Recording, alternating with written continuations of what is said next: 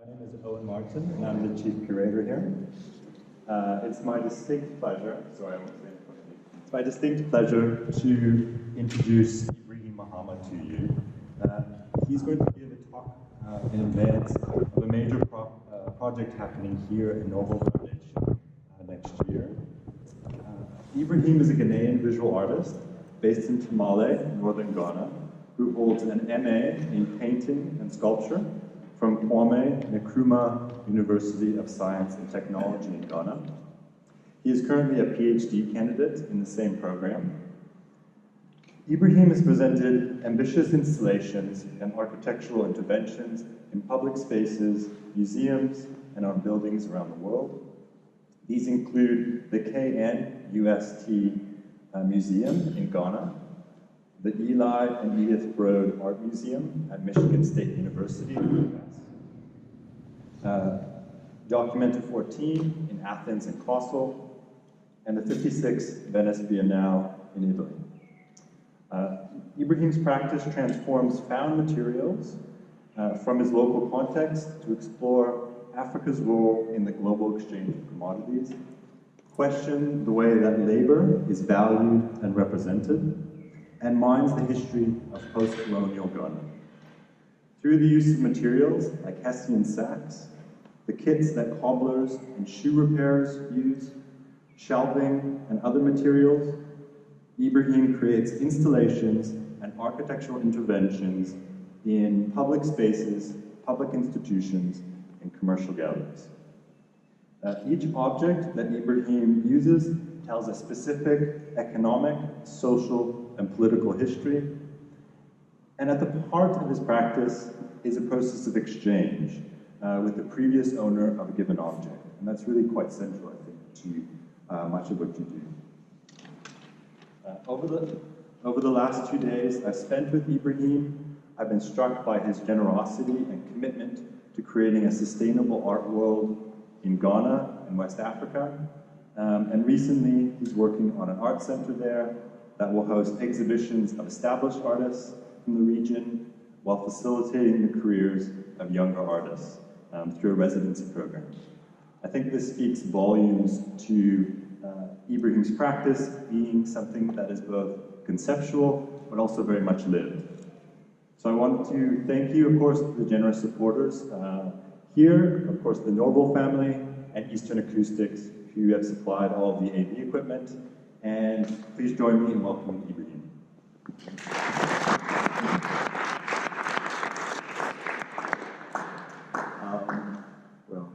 Thank you very much, Owen, for the very kind introduction.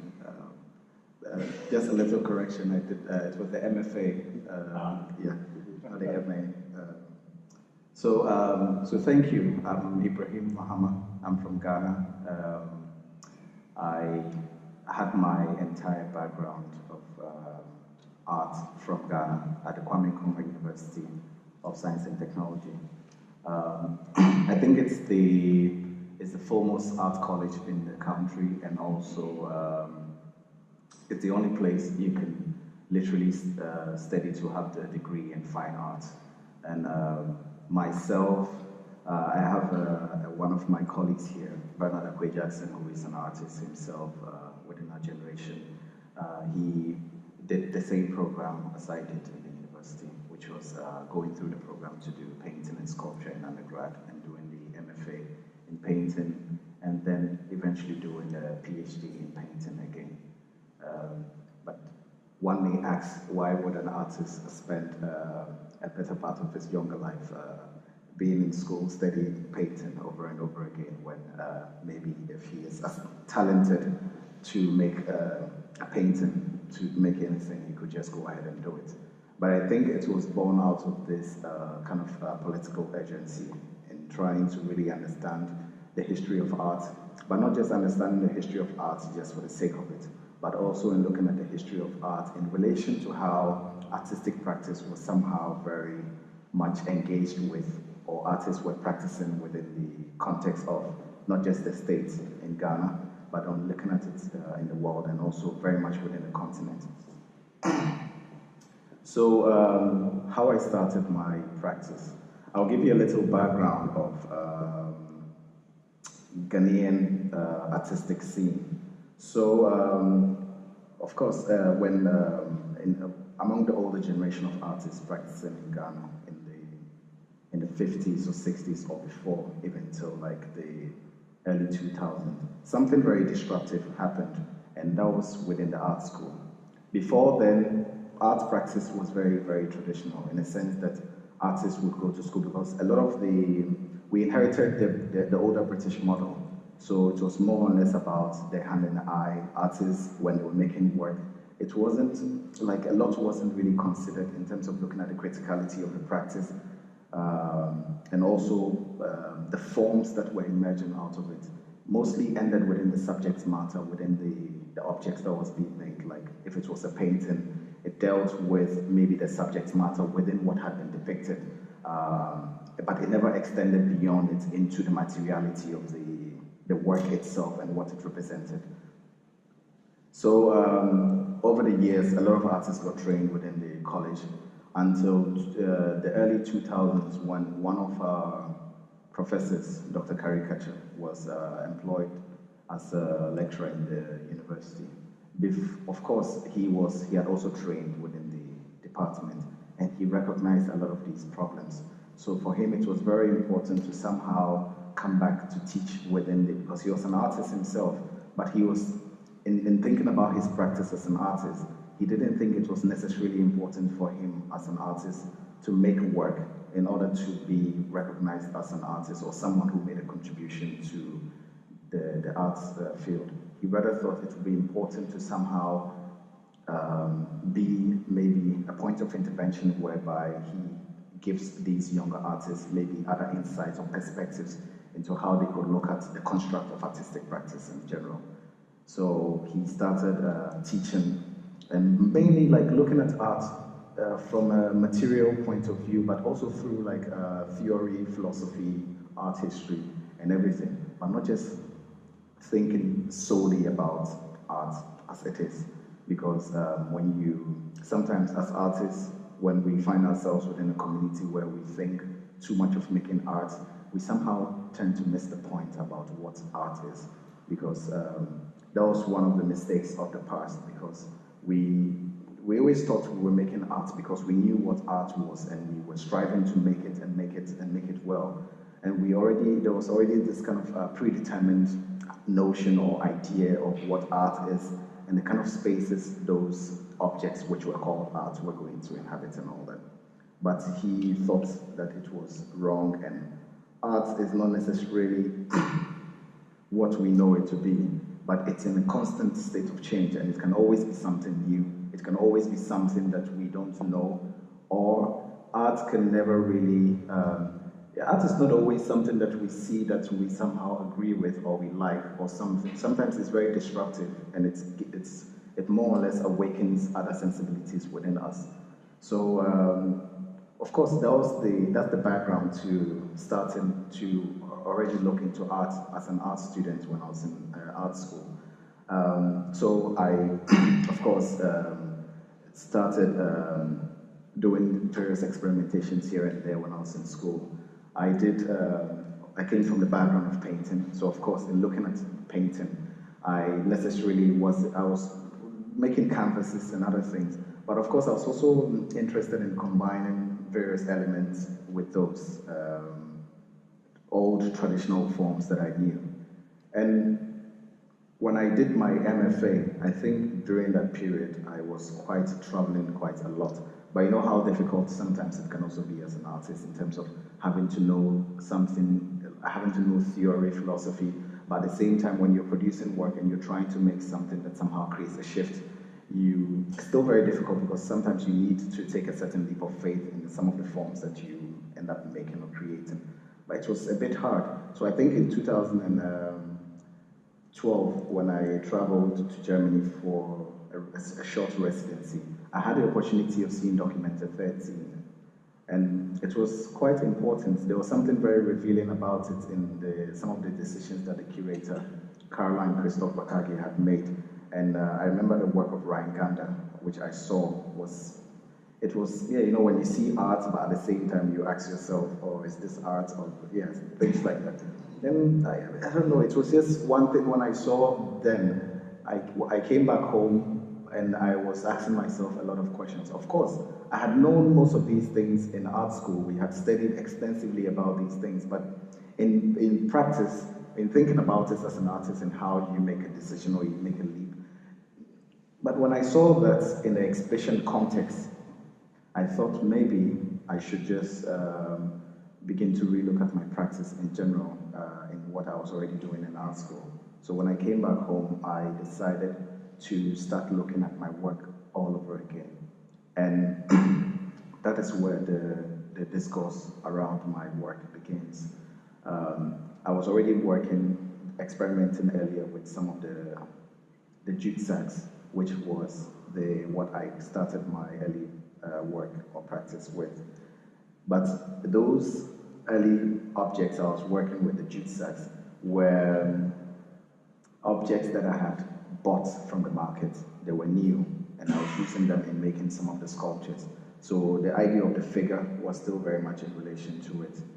And I asked myself one question: what if I didn't use the jute sacks to make the sculptures? And what if I didn't use the new jute sacks and I used the older ones which had been used to carry these commodities over and over again at a point to which they were very old and tattered and had all these marks?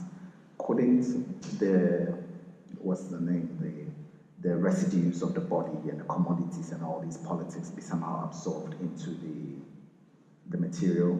And I said, yes, maybe it could be, but I have to somehow experiment with it.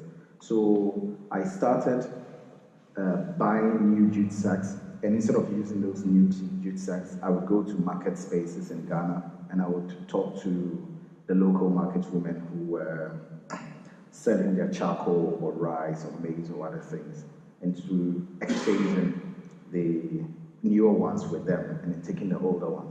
Of course, one would think it's very easy. If you're giving someone something new to take the older thing, they would be very happy to give it to you, but it's not the case. People are very attached to objects that they use. For instance, these objects, people, those that use it, they write their names on it, because originally when the jute sacks are imported into Ghana from India, when they come, they're used by the Cocoa Board, which is the sole organization which is responsible for buying cocoa proceeds from farmers. So when they buy them and they put their beans in the bags, they take them to the port and they offload them, and the bags stay back in the country. So they then, because of international regulations of cocoa, and cocoa is the #1 export commodity in Ghana, so that's what a lot of the money that comes from cocoa goes into, like building roads, scholarship programs, buildings, and all that. So,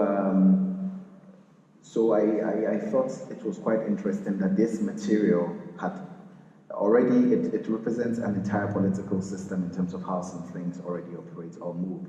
But then it becomes a lot more even interesting when it is no longer used for cocoa, but it's used for rice, maize, millet, and it gets to travel across the borders, comes back. Because the contradiction within that is that when it's used for rice, maize, millet, and other things, charcoal, because those materials are not as valued in the international market and they are just consumed locally, the state doesn't really care how the bag is treated. So these people can then write their names onto the bags, paint can splash onto it. So it gives the material that sense of freedom to acquire that character over that longer period of time. So I became very much interested in just that point of having to look at the history of the material in its own right of accumulation of aesthetics, and then reflecting upon it as in my painting background, because as a painter I struggle to paint or to depict something, but within the sense of the material's life, it had done so much within itself, and also in contrary to my idea as an artist in terms of what I wanted to paint within a certain condition, the material somehow gathers the conditions in itself necessarily without having to make any struggle. And that for me was very important. So I'll talk about the first image very quickly. So this image is a photograph of one of the bodies of my collaborators. And historically, when people traveled from the northern parts or other parts of Ghana to the capital to work, because of road networks and all these things, and because people went to places and they were never really sure their sense of belonging within those spaces, they would sometimes write their names onto their body. So it was more or less like a certain biohistory or biodata. And some of these things get transferred onto objects over time. So when you see some of my sacks, you find all these texts and other things onto it. So those things were like more or less like multi-layers of histories and other things that were put onto the surface. And that was one of the first things that drew me into it. And also the fact that when these objects are used to carry commodities and they cut them open,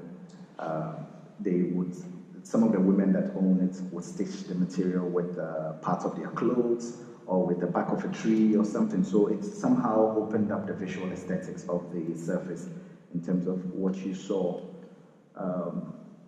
So these are just some, images of like, one of the things I did going back into these spaces over and over again, just trying to take notice of how the commodities which were inhabited in them and how the people were arranging them within the market.